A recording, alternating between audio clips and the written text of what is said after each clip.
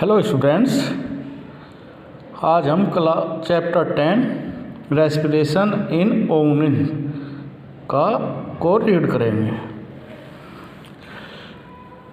10.1 में how do we रेस्पिरेट यानी कि हम श्वसन किस प्रकार करते हैं।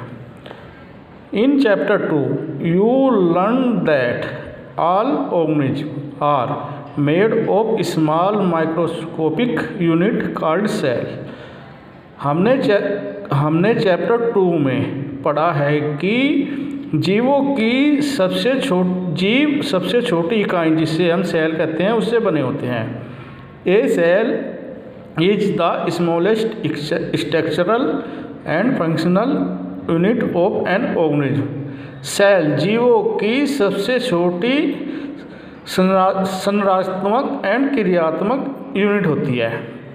Each cell of an organism performs certain functions such as nutrition, respiration, excretion and reproduction। प्रत्येक जीवों में प्रत्येक सेल विभिन्न कार्य करती है, जैसे nutrition, transportation, excretion and reproduction। To perform these functions, the cell need energy। इन कार्य को करने के लिए सेल को एनर्जी की आवश्यकता होती है। Even when we are eating, sleeping or reading, we require energy। जब हम खाते हैं, सोते हैं या फिर पढ़ते हैं, हमें एनर्जी की आवश्यकता होती है। But where does this energy come from? लेकिन यह एनर्जी कहाँ से आती है? Can you say why your parent instead that you should it regularly? क्या आपके माता पिता आपको कहते हैं कि लगातार खाना चाहिए? The food has store energy. भोजन एनर्जी को स्टोर करता है। Which is release during respiration. और यह एनर्जी रेस्पिरेशन यानी कि श्वसन के द्वारा रिलीज होती है। Therefore all living organism respirate to get energy from food. सभी लिविंग ऑर्गेनिज्म यानी कि सभी जीवित जीव भोजन से एनर्जी को प्राप्त करते हैं। ड्यूरिंग ब्रीथिंग, श्वसन के दौरान, वी ब्रीथ इन एयर, हम हवा में सांस लेते हैं। You know that air certain oxygen, हम लोग जानते हैं कि एयर में ऑक्सीजन होती है। We breathe out air such which is rich in carbon dioxide. जब हम सांस को छोड़ते हैं यानी कि श्वसन के दौरान जब हम एयर को बाहर निकालते हैं तो उसमें अधिक मात्रा में कार्बन डाइऑक्साइड होती है। द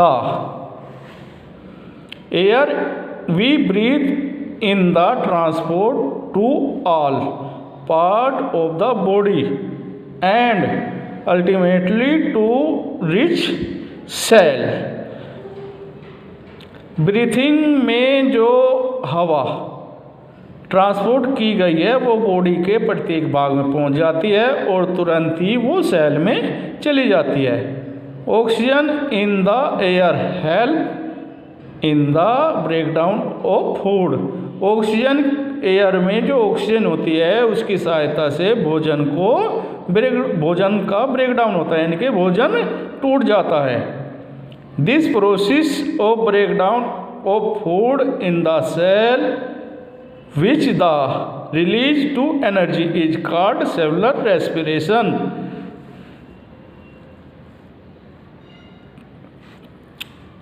सेलुलर रेस्पिरेशन वह प्रोसेस है जिसमें सेल के अंदर भोजन का ब्रेकडाउन यानी कि भोजन टूटता है और एनर्जी निकलती है। Cellular respiration take place in the cells of all organism. Cellular respiration सभी प्राणियों की सेलों में होता है।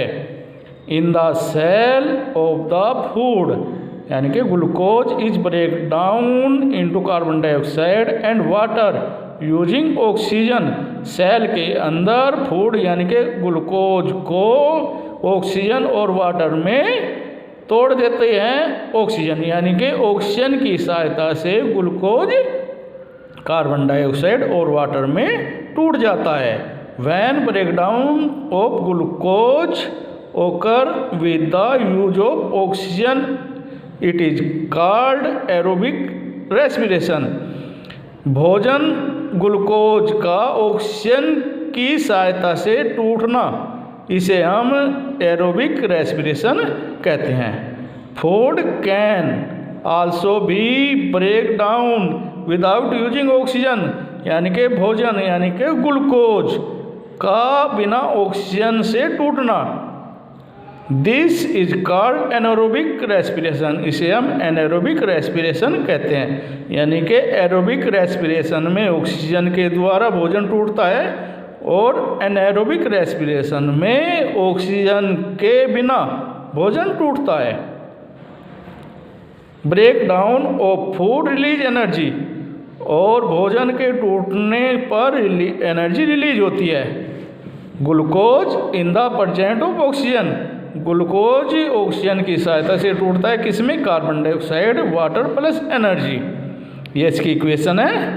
We should know that there are some organism such as yeast that can survive in the absence of air. आप लोग जानते हैं कि कुछ एनिमल, कुछ जीव जैसे यीस्ट बिना ऑक्सीजन के जीवित रह सकता है, यानी कि बिना हवा के जीवित रह सकता है।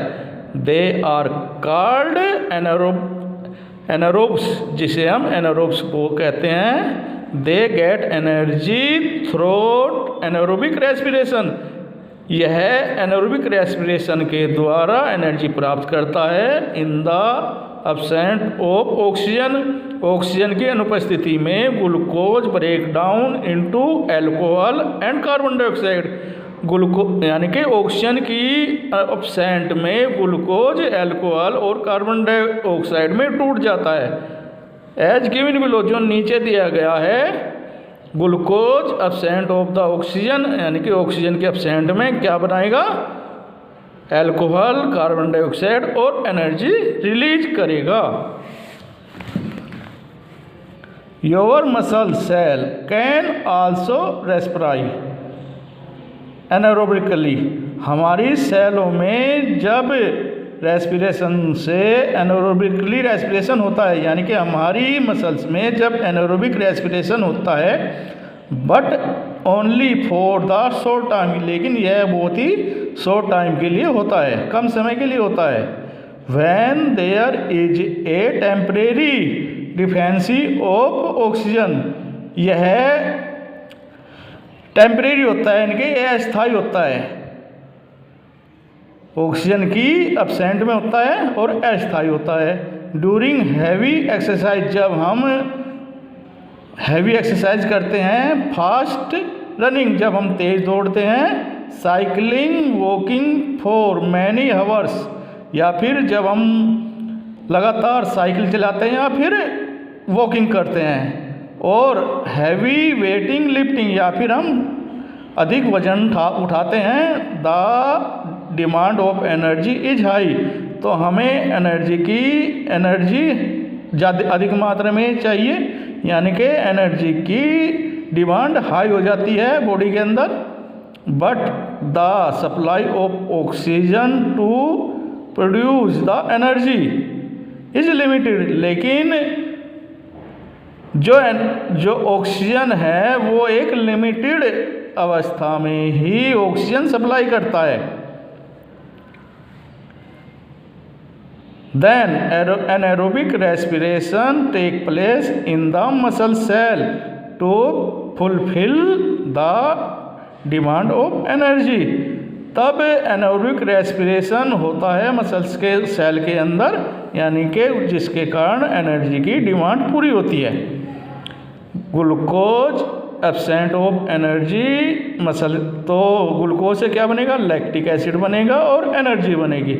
यानी कि ऑक्सीजन की एब्सेंट में ग्लूकोज मसल्स के अंदर लैक्टिक एसिड और एनर्जी में टूट जाता है। Have you even wonder why you get muscles cramp after heavy exercise? क्या आप लोग आश्चर्यचकित होंगे कि जब हम हैवी एक्सरसाइज करते हैं तो हमारी मसल्स में क्रैम्प्स आ जाते हैं। The cramps occur when muscle cell respire anaerobically. ये क्रैम्प्स मसल्स में एनारोबिक रेस्पिरेशन के कारण होते हैं। The partial breakdown of glucose produce lactic acid. Glucose lactic acid में टूट जाता है। The accumulation of lactic acid causes muscles cramp. Lactic acid के कारण मसल्स में क्रैम्प आ जाते हैं। We get relief from cramps after a hot water bath or a massage. In cramps को समाप्त करने के लिए हमें गर्म पानी में स्नान करना चाहिए या फिर उस स्थान पर हमें मालिश करनी चाहिए। Can you guess why it is so? क्या यह आपके साथ भी हुआ है? हॉट वाटर बाथ और massages improve circulation of blood. Hot water और मालिश ब्लड का सर्कुलेशन बढ़ा देते हैं। एज ए रिजल्ट इसके कारण the supply of oxygen to the muscles increasing. इसके कारण ऑक्सीजन की सप्लाई में वृद्धि हो जाती है मसल्स के अंदर। The cells in the supply of oxygen result in the completely breakdown of lactic acid into carbon dioxide and water।